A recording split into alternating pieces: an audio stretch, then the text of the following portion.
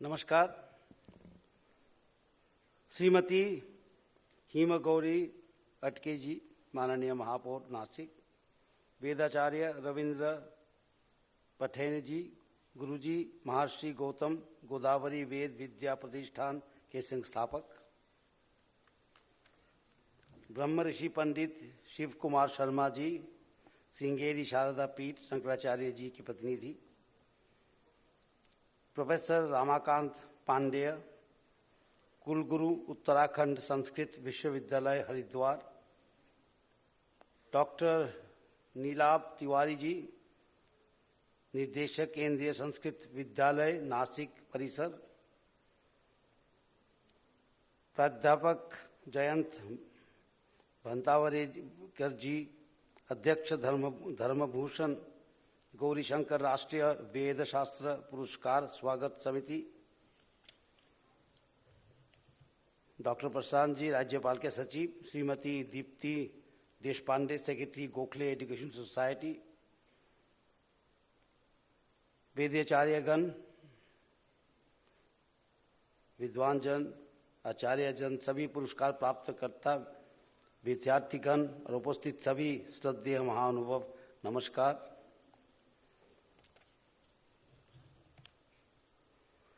प्रभु श्री राम की चरण धूलि से पावन और महर्षि गौतम की तपोभूमि, ऐसी पुण्य भूमि नासिक में आज आप सभी के बीच उपस्थित होकर अत्यंत प्रसन्नता हो रही है। नासिक केवल एक तीर्थ क्षेत्र नहीं, यह भारत की आध्यात्मिक, सांस्कृतिक और ज्ञान परंपरा का महत्वपूर्ण केंद्र रहा है। पिछले ही पखवाड़े में मैं यहाँ आया था। हमने अगले वर्ष होने वाले सिंहस्थ कुंभ मेले की तैयारी भी समीक्षा की। आज हम चतुर्वेद सम्मेलन और राष्ट्रीय वेद शास्त्र पुरस्कार समारोह के लिए एकत्र हुए हैं। मुझे जानकर प्रसन्नता हुई कि पिछले 25 वर्षों से महर्षि गौतम गोदावरी वेद विद्या प्रतिष्ठान समर्पण के साथ वेद परंपरा के संरक्षण और संवर्धन का कार्य कर रहा है। यह कार्य अत्यंत प्रशंसनीय है। मैं प्रतिष्ठान के संस्थापक वेदाचार्य रविंद्र पैठने गुरुजी तथा उनके सहयोगी को इस कार्य के लिए बधाई देता हूँ। यह संस्था युवा पीढ़ी को अपनी जड़ों से जोड़ने का कार्य कर रही है। आज की तकनीकी युग यह कार्य अत्यंत महत्वपूर्ण है। हमें ऐसे युवा चाहिए जो आधुनिक हो लेकिन अपनी संस्कृति से जुड़े हुए हो, जो विश्व के साथ कदम मिलाकर चले लेकिन अपनी पहचान पर गर्व भी करे। नासिक की इस पवित्र भूमि को एक और महत्वपूर्ण उपलब्धि प्राप्त हुई है। केंद्रीय संस्कृत विश्वविद्यालय का कैंपस यहाँ प्रारंभ हुआ है। यह नासिक के लिए ही नहीं बल्कि महाराष्ट्र के लिए भी गौरव की बात है।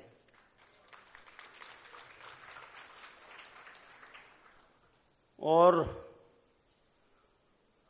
हमारे जो भारतीय संस्कृति में वेद का जो भूमिका है, ये बहुत ही इंपॉर्टेंट है। ये हमारे जड़ों से हमको जुड़ते हैं।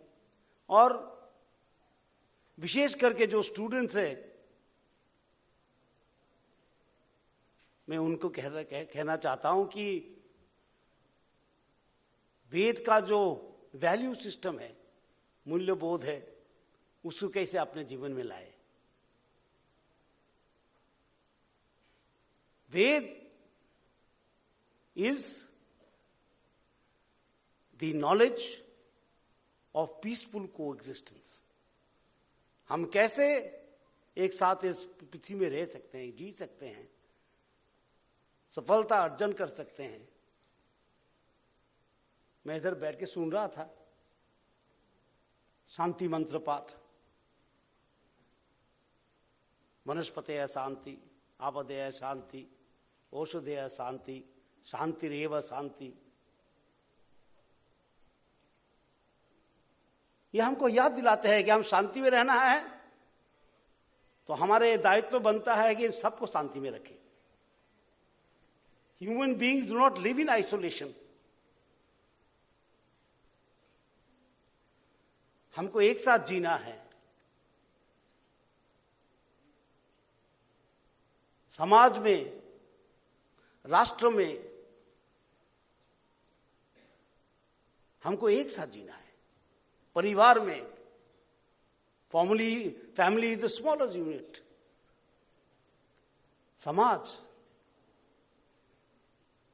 समाज असुखी हो तो हम सुखी नहीं हो सकते।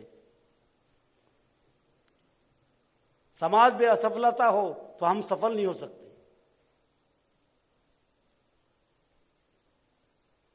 और इस शांति मंत्र में यही मंत्र है, आपदयः शांति, वनस्पतयः शांति, औषधयः शांति, और शांतिरेव शांति। शांति में भी शांति हो। Let the peace be permanent. शांतिरेव, शांति में कैसे शांति होता है? इसका अर्थ है let the peace be sustainable.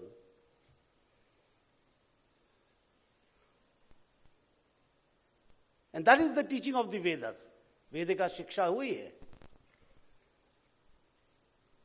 हम कैसे रहे एक साथ,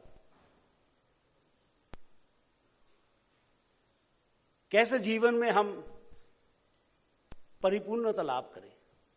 पूर्णमद पूर्णमिदं पूर्णात् पूर्णमुदच्यते पूर्णस्य पूर्णमादाय पूर्णमेवावशिष्यते। जीवन का लक्ष्य यही होता है। हमको अच्छा डॉक्टर भी बनना है, अच्छा नागरिक भी बनना है, और अच्छे इंसान भी बनना है। इसमें परिपूर्णता है। और इसके लिए for any development the main criteria is peace. आज भी पृथ्वी में जो कुछ हो रहा है, इतना युद्ध हो रहा है, इतना लोभ बढ़ गया है। हमारा जो भारतीय संस्कृति में जो महाभारत के युद्ध या रामायण के युद्ध, ये कोई लोभ का युद्ध नहीं है। संपत्ति के लिए युद्ध नहीं हुआ है। हम इसको क्या बोलते हैं? इसको हम क्या कहते हैं? हम बोलते हैं धर्म युद्ध। धर्म के लिए युद्ध हुआ है। रामायण में देखिए, श्री भगवान राम ने विजय प्राप्त किया और अपने सेना के साथ, भैया लक्ष्मण के साथ लंका पहुंचे। लक्ष्मण ने लंका को देख के क्या बताया? अरे भैया हम लोग क्यों वापस जाए? हमने तो जीत हासिल की है, हम तो विजयी हैं, हम क्यों नहीं स्वर्णिम लंका में रह जाए? भगवान राम ने लक्ष्मण को एक शब्द में उत्तर दिया, जननी जन्मभूमिश्च स्वर्गादपि गरीयसी।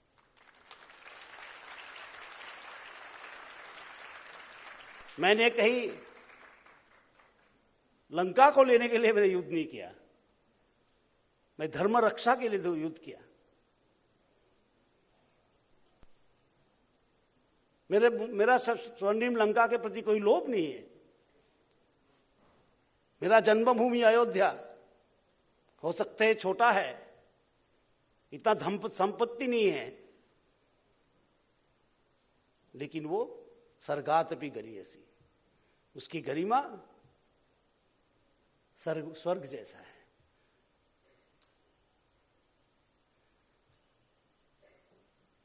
इस भाव से आज हमको चलना है इस भारतवर्ष में। हम कहते कि राष्ट्र के लिए सोचिए, इसलिए राष्ट्र अच्छा नहीं रहेगा तो हम अच्छा नहीं रह सकते। हमारे समाज में बुरी आदतें हैं, अच्छा वातावरण नहीं है, तो हम भी अच्छा नहीं रह सकते। और वेद हमको यह सिखाता है। और हमारा जो भारतीय संस्कृति है उसमें एक विशेषता है कि हम कभी नहीं सोचते कि ये विज्ञान है, यह ज्ञान है, ये फिजिक्स है, ये केमिस्ट्री है।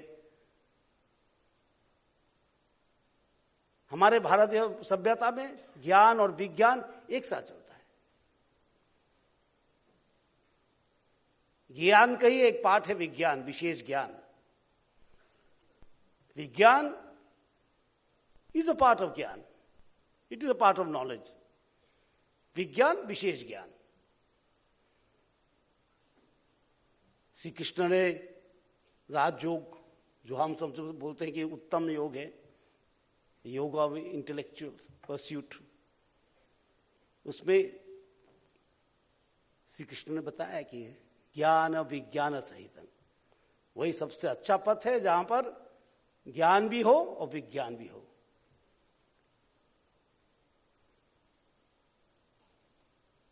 जो विज्ञान में ज्ञान नहीं है, वो विज्ञान अपने रास्ता खो डालते हैं, कहां जाएंगे मालूम नहीं है। It's a knowledge that is lost, has no road map. और जो ज्ञान में विज्ञान नहीं है, इसका प्रयोग में लाना बहुत कठिन होता है। तो ज्ञान विज्ञान सहित, that is the Indian knowledge system. That is the Indian knowledge system. Indian knowledge system क्या है? ज्ञान विज्ञान सहित जो काम हम करेंगे, जहां टेक्नोलॉजी को हम ज्ञान से देखेंगे, जोड़ेंगे, धर्म से जोड़ेंगे टेक्नोलॉजी को। और धर्म का जो शब्द है इसको डिफाइन कर इंग्लिश में करे तो रिलीजन नहीं होता है, उसको बोलते right action, right thoughts, right action. Right thoughts, right action.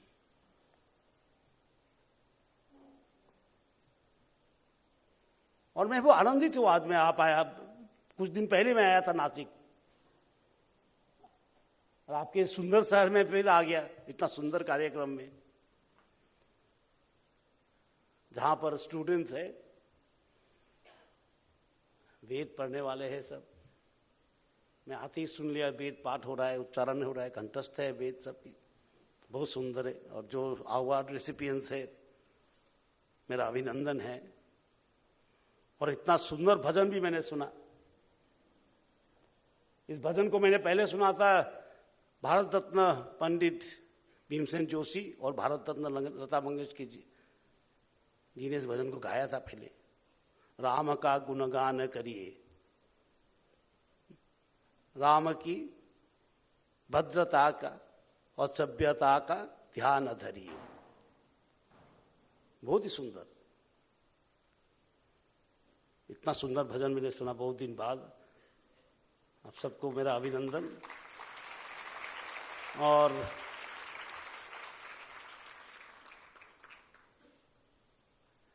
मेरा अपील इतना ही आपके पास, वेद सीखिए, अपना जीवन में प्रयोग करिए, समाज में प्रयोग करिए। जो समाज अच्छा रहेगा तो आप लोग अच्छा रहेंगे। राष्ट्र शक्तिशाली बनेगा तो आप शक्तिशाली बनेंगे। और हमारे प्रधानमंत्री हरदम बोलते हैं, हरदम कहते हैं हमारे प्रधानमंत्री, विकसित भारत का अर्थ यह है विकास और विरासत। विकास और विरासत। और वेद हमारे विकास के पथ भी है और विरासत भी है।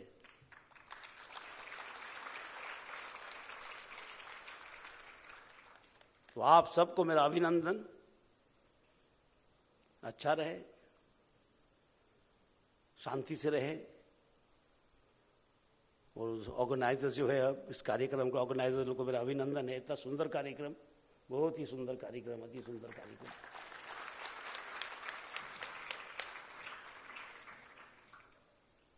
So, Abhinandan, especially to students, that you have come and attended this program of great importance and significance. सबको मेरा अभिनंदन है. Congratulations that you have come here, and I am sure you will go back with some insight into our Vedas. क्यों आपको आगे बढ़ाना है, इसको आपको आगे बढ़ाना है, और विकसित भारत आपके हैं.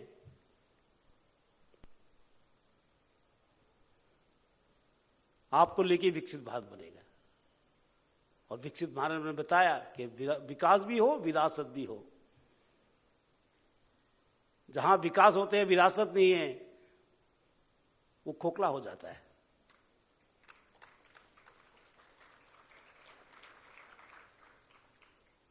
आप लोग करिए, और हम तो साथ है जब तक है.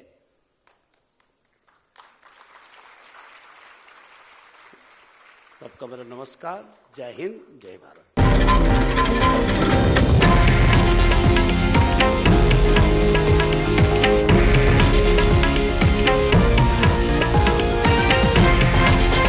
हे आहे देशातील नंबर 1 न्यूज नेटवर्क आणि आपण पाहत आहात TV9 मराठी, एकमेव.